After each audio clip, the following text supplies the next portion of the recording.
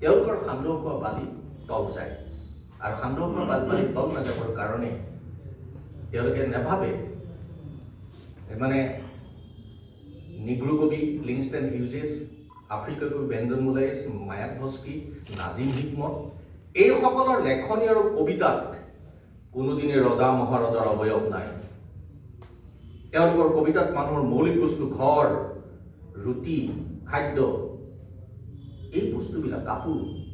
এইবিলাকক লৈ তেওঁলোকৰ কবিতাই জীৱনৰ বৰ্ণনা কৰে সমাজৰ বৰ্ণনা কৰে তেওঁলোকৰ দৰ্শন বৰ্ণনা কৰে আৰু সেইকাৰণে তেওঁলোক যুগে যুগে প্ৰশংসিত এতিয়া মই মুকুট শৰ্মাক এটা কথা ক'ব খোজো যে সিদিনাখন মোক এজনে প্ৰশ্ন কৰিছে যে ছাৰ আপুনিতো বহুত পঢ়া শুনা কৰে বহুত লেখা মেলা কৰে বহুত কথা আপুনি কয় মানুহক আপোনাৰ কাৰণে মটিভেশ্যন হয় ল'ৰা ছোৱালীৰ আপুনি মোক এটা কথা কওকচোন যে স্বাধীনতাৰ পিছৰ পৰা অসমত যি যি শক্তিয়ে ৰাজত্ব কৰিছে সেই শক্তিসকলৰ নাম অসমৰ নতুন প্ৰজন্মই কিমান জানে মই তেনেকৈ কৰো যে নতুন প্ৰজন্ম বাদ দিয়ক আপুনিয়ে নাজানে এইটা ষড়যন্ত্ৰ কৰিছিল আমি মিৰি সন্ধিকৈ পুলেন পেলন ফুকন এইসকলে যে সন্ধি কৰিছিল তেওঁলোকে মানে হেৰি কৰিছিল এইসকলক আজি কিমান নাজানে জানে কিন্তু ৰজনীকান্ত বৰদলৈ জানে কিন্তু সাহিত্য ভীষ্ম পদ্মনাথ গোহাঁই বৰুৱা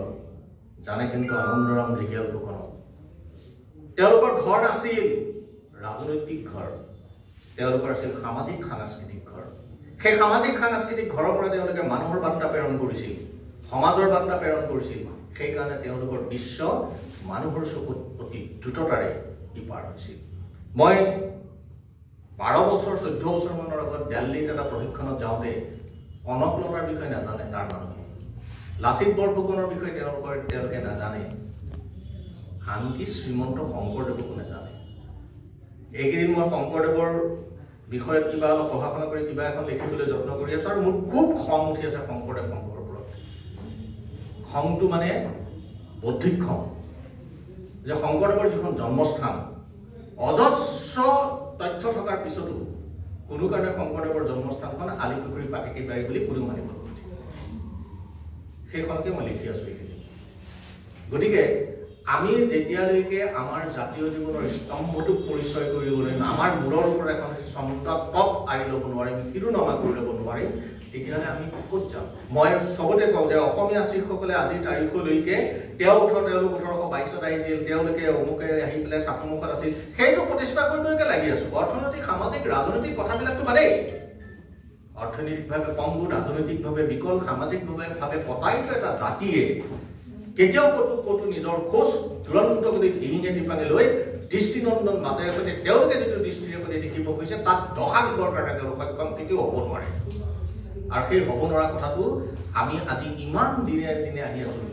আমাৰ সকলোৰে চকুত নপৰা কিছুমান কথা মুকুট শৰ্মাৰ চকুত পৰিল আৰু মুকুট শৰ্মাৰ চকুত পৰা দেখি যে হয় এইটো ষড়যন্ত্ৰ এই ষড়যন্ত্ৰৰ কথাখিনি সাম্প্ৰতিক কালৰ সমাজ ব্যৱস্থাত বিভিন্ন দল সংগঠন বিভিন্ন সামাজিক অনুষ্ঠান প্ৰতিষ্ঠানে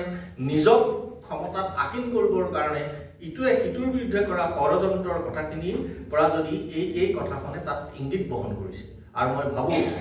মুকুট শৰ্মাৰ এই গ্ৰন্থখনৰ সেই ষড়যন্ত্ৰৰ কথাখিনি যদি আমাৰ প্ৰকৃত সামাজিকভাৱে দায়বদ্ধ জাতীয় সংগঠন বা আমাৰ যোনে নেতৃত্ব দিয়ে সেইসকলে যদি উপলব্ধি কৰে অনুভৱ কৰে বিশ্বাস কৰে মই ভাবিম যে তেওঁলোকে এটা শুদ্ধ পথত গতি কৰিব আৰু অসমৰ গৌৰৱৰ হাঁহিত আৰু এটি ইতিহাস প্ৰিয় হাঁহিৰ সংযোজন ঘটাব পাৰিব যি সংযোজন ঘটোৱা হাঁহিটোৱে লাচিত বৰফুকনক আজি নহয় আজিৰ পৰা বহু বছৰ আগতেই লাচিত বৰফুকনক আমাৰ মাজত পঠিয়াব মই নিঃসন্দেহে চৰকাৰী মানুহ আৰু চৰকাৰ প্ৰশংসা মই কৰাটো ভাল কিন্তু মই এইটো মোৰ একদম অন্তৰৰ পৰা আবেগ বিবৰ্জিতভাৱে আবেগ নোহোৱাকৈ মই এই কথাটো ক'ব খুজিছো যে লাচিত বৰফুকনক সমগ্ৰ ভাৰতবৰ্ষত সমগ্ৰ পৃথিৱীত এটা দুৰন্ত গতিত পৰিচয় কৰি দিয়া নতুন শিৰোনামেৰে উদ্ভাসিত কৰা আৰু লাচিত বৰফুকনৰ জৰিয়তে অসমীয়া জাতীয় জীৱনত চহকী কৰা যিটো কাম বৰ্তমান হিমন্ত বিশ্ব শৰ্মাৰ চৰকাৰখনে কৰিছে সেই কামটো আমাৰ সকলোৱে এই চৰকাৰখনক সাধুবাদ দিয়া উচিত আৰু মই ভাবো একেটা কামকেই তেওঁলোকে বৰদোৱাত শ্ৰীমন্ত শংকৰদেৱৰ নামত এটা বিশাল ঐতিহাসিক সাংস্কৃতিক প্ৰকল্প নিৰ্মাণৰ কামত অগ্ৰসৰ হৈছে লেটেকু পুখুৰীত মাধৱদেৱৰ জন্ম ক্ষেত্ৰত তাতো এই ধৰণৰ কাম বনবিলাক কৰিবলৈ লৈছে আৰু সকলোতকৈ আচৰিত কথা 860জন শ্বহীদ আমি সদায় 855 জন বুলি কৈ থাকো পিছত আৰু 5জনক নটিফিকেশ্যন কৰি 860জন কৰা হৈছে এই সকলৰ স্মৃতিত এটা শ্বহীদ ক্ষেত্ৰ তৈয়াৰ কৰি থকা হৈছে যেতিয়া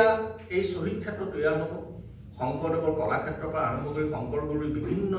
বৰদোৱাৰ বিভিন্ন কথা কলাৰ একতিয়ে যেতিয়া আহিব এই যে বৰদোৱা ধৰিলে নামৰে এই যে মানে ভূপেন্দাৰ এই গীতটো সেই গীতটোত যেতিয়া শংকৰ গুৰুৰ সেই কথাখিনিৰ সৈতে নামঘৰত নগাৰ নৰোত্তম গাৰুৰ গোবিন্দ কৈৰা মুছলমানৰ চাংখা এইসকল আনি যেতিয়া নামঘৰৰ প্ৰথম স্থানত বহুৱালে সেইটোৱে শংকৰদেৱৰ বিশাল উদাৰতাটোক প্ৰতিপন্ন কৰি তুলিলে আৰু সেইকাৰণে মই ভাবোঁ যে সত্ৰ আৰু নামঘৰ অলপ পৃথক সত্ৰত ৰক্ষণশীলতা আছে কিন্তু নামঘৰত ৰক্ষণশীলতা নাই কাৰণ গাৰুৰ গোবিন্দ মুছলমানৰ চাংখা গোবিন্দ কৈৰা এইসকলক গুৰুজনাই নামঘৰৰ সন্মুখৰ ভাগৱতৰ আসনৰ সন্মুখত বহুৱাই লৈ যি ধৰণৰ দৃষ্টান্ত পৃথিৱীত মানৱতাবাদী দৃষ্টান্ত এটা দাঙি ধৰিলে মই ভাবোঁ যে সমগ্ৰ পৃথিৱীৰ গুৰুসকলৰ ভিতৰত শংকৰদেৱ এজন বৈপ্লৱিক গুৰু